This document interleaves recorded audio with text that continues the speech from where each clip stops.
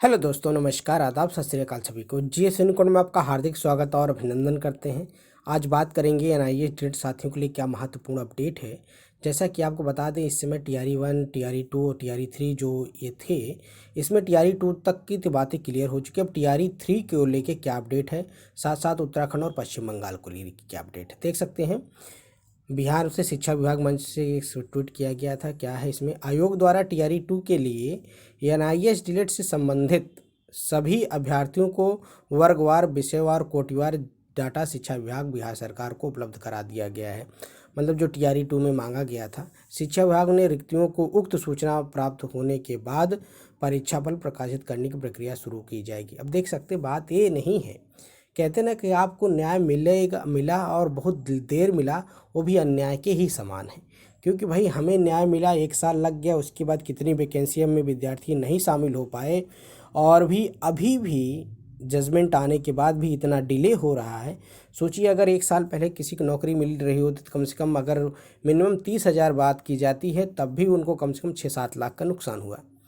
फिर अभी TRE 1 का तो हो गया किसी तरह, लेकिन अब TRE 2 में को लेके देख रहे हैं कब से ये सारी चीज़ें प्रक्रिया में हैं, अभी भी प्रक्रिया पूरी नहीं हुई है। तो विद्यार्थी बहुत परेशान है इस चीज़ को लेके। और दूसरी बात है, उत्तराखंड सरकार ने भी तो अभी तक NIS ट्रेड के लिए कुछ अच्छा नहीं किया। सुप्रीम कोर्ट का जजमेंट के बाद हाई कोर्ट ने भी ऑर्डर किया, वही हाल है तो पश्चिम बंगाल का भी है। विद्यार्थी लगातार जुड़े हुए हैं, लगातार बात कर रहे हैं, सर ऐसा नहीं है, ऐसा हो रहा है, हम लोग को अभी तक कोई एकदम क्लियर नहीं हुआ है। देखिए, और भी राज्य सरकारें हैं जो लगातार भर्तियों में इनको शामिल कर रही हैं, लेकिन सबसे ज़्यादा अगर कोई गड़बड़ काम कर रहा है तो उत्तराखंड सरकार और पश्चिम बंगाल सरकार। बिहार में तो ठीक है, देर प्रक्रिया चल रही है, लेकिन देरी से भी नुकसान है। भाई नुकसान इस बात का है कि भाई अगर किसी की ज्वाइनिंग मिल जाएगी, जिनको जिनको ज्वाइनिंग मिलना है, तो उनको कितना पैसे का मतलब नुकसान हो रहा है।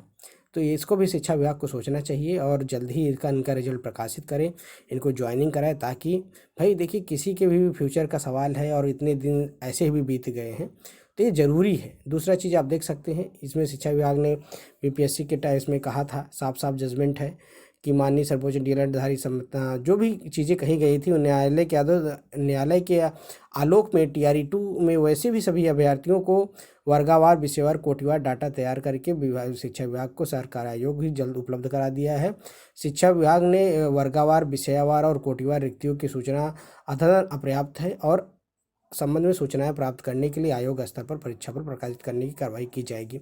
अब देखिए, इन्होंने कह तो दिया कि कार्रवाई की जाएगी, लेकिन कब की जाएगी भाई।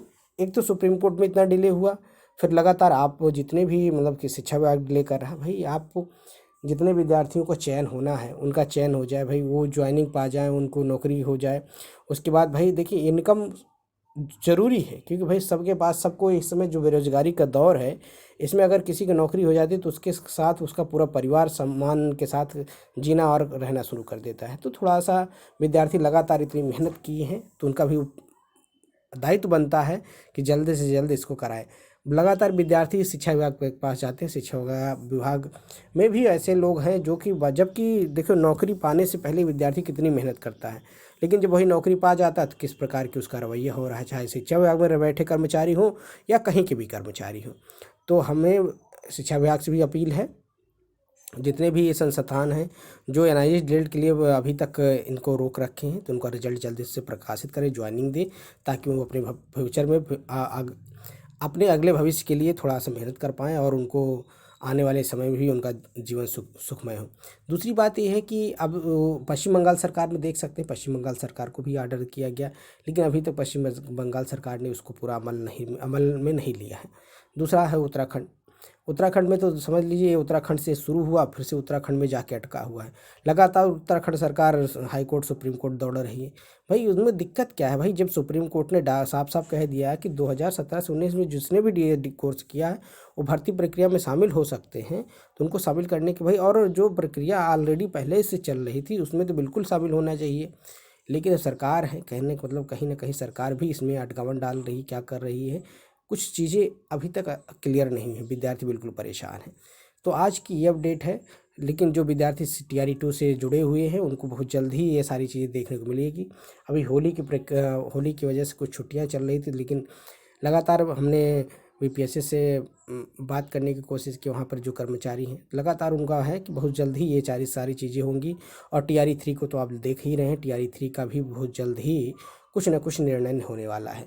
अब टीआरई 3 में बात ये थी कि फॉर्म ही नहीं भराए गए थे, तो उनको कैसे प्रक्रिया में किया जाएगा। अब ये तो सरकार ही और बीपीएससी ही कुछ विचार करेगी, तभी कुछ हो पाएगा। लगातार विद्यार्थी उसके लिए कोर्ट पहुंच रहे हैं, उसकी सुनवाई भी चल रही है। देखिए जैसा भी होगा पॉजिटिव ही होगा, आप ये समझ सकते हैं। आज की यही अपडेट थी। अगर वीडियो पसंद है चैनल को लाइक करें, सब्सक्राइब करें, अपने दोस्तों में शेयर करें। शिक्षक भर्ती पल पल के अपडेट से चैनल से जुड़ सकते हैं। मिलते हैं नए वीडियो के साथ। जय हिंद साथियों, नमस्कार, सभी दिन सुबह। Thank you, have a nice day, good day.